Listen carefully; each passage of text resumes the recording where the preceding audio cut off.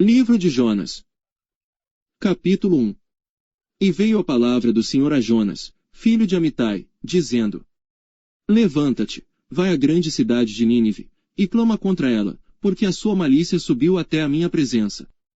Porém Jonas se levantou para fugir da presença do Senhor para Tarsis. E descendo a Jope, achou um navio que ia para Tarsis, pagou, pois, a sua passagem, e desceu para dentro dele, para ir com eles para Tarsis, para longe da presença do Senhor. Mas o Senhor mandou ao mar um grande vento, e fez-se no mar uma forte tempestade, e o navio estava a ponto de quebrar-se. Então temeram os marinheiros, e clamavam cada um ao seu Deus, e lançaram ao mar as cargas, que estavam no navio, para o aliviarem do seu peso. Jonas, porém, desceu ao porão do navio, e tendo-se deitado, dormia um profundo sono. E o mestre do navio chegou-se a ele, e disse-lhe: Que tens, dorminhoco? Levanta-te, clama ao teu Deus, talvez assim ele se lembre de nós para que não pereçamos. E diziam cada um ao seu companheiro: Vinde e lancemos sortes, para que saibamos por que causa nos sobreveio este mal. E lançaram sortes, e a sorte caiu sobre Jonas. Então lhe disseram: Declara-nos tu agora, por causa de quem nos sobreveio este mal. Que ocupação é a tua? Donde vens? Qual é a tua terra? E de que povo és tu? E ele lhes disse: Eu sou hebreu, e temo ao Senhor, o Deus do céu, que fez o mar e a terra seca.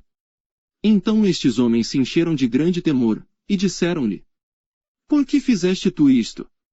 Pois sabiam os homens que fugia da presença do Senhor, porque ele lhe tinha declarado. E disseram-lhe: Que te faremos nós, para que o mar se nos acalme? Porque o mar ia se tornando cada vez mais tempestuoso. E ele lhes disse: Levantai-me e lançai-me ao mar, e o mar se vos aquietará, porque eu sei que por minha causa vos sobreveio esta grande tempestade. Entretanto os homens remavam, para fazer voltar o navio à terra, mas não podiam, porquanto o mar se ia embravecendo cada vez mais contra eles. Então clamaram ao Senhor, e disseram: Ah, Senhor! Nós te rogamos, que não pereçamos por causa da alma deste homem, e que não ponhas sobre nós o sangue inocente, porque tu, Senhor, fizeste como te aprouve. E levantaram a Jonas, e o lançaram ao mar, e cessou o mar da sua fúria. Temeram, pois, estes homens ao Senhor com grande temor, e ofereceram sacrifício ao Senhor, e fizeram votos. Preparou, pois, o Senhor um grande peixe, para que tragasse a Jonas. E esteve Jonas 3 dias e 3 noites nas entranhas do peixe. Capítulo 2. E orou Jonas ao Senhor, seu Deus, das entranhas do peixe. E disse: Na minha angústia clamei ao Senhor, e ele me respondeu, do ventre do inferno gritei, e tu ouviste a minha voz.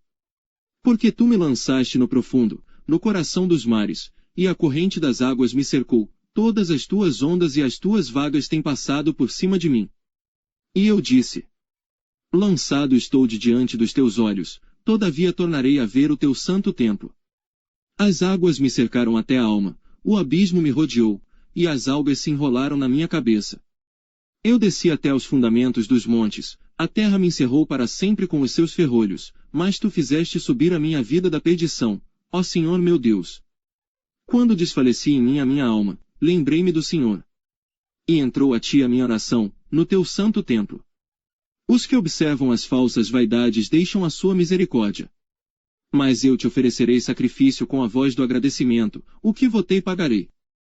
Do Senhor vem a salvação. Falou, pois, o Senhor ao peixe, e este vomitou a Jonas na terra seca. Capítulo 3. E veio a palavra do Senhor segunda vez a Jonas, dizendo: Levanta-te, e vai à grande cidade de Nínive, e prega contra ela a mensagem que eu te digo. E levantou-se Jonas, e foi a Nínive, segundo a palavra do Senhor. Ora, Nínive era uma cidade muito grande, de 3 dias de caminho. E começou Jonas a entrar pela cidade caminho de 1 dia, e pregava, dizendo: Ainda 40 dias, e Nínive será subvertida. E os homens de Nínive creram em Deus. E proclamaram um jejum, e vestiram-se de saco, desde o maior até ao menor. Esta palavra chegou também ao rei de Nínive, e ele levantou-se do seu trono, e tirou de si as suas vestes, e cobriu-se de saco, e sentou-se sobre a cinza.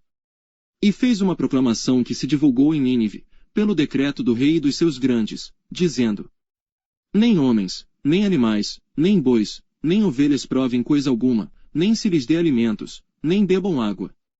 Mas os homens e os animais sejam cobertos de sacos, e clamem fortemente a Deus, e convertam-se cada um do seu mau caminho e da violência que há nas suas mãos. Quem sabe se voltará a Deus e se arrependerá, e se apartará do furor da sua ira, de sorte que não pereçamos.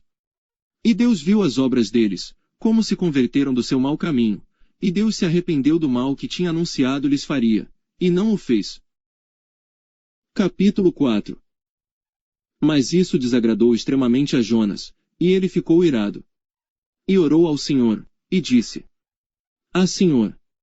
Não foi esta minha palavra, estando ainda na minha terra.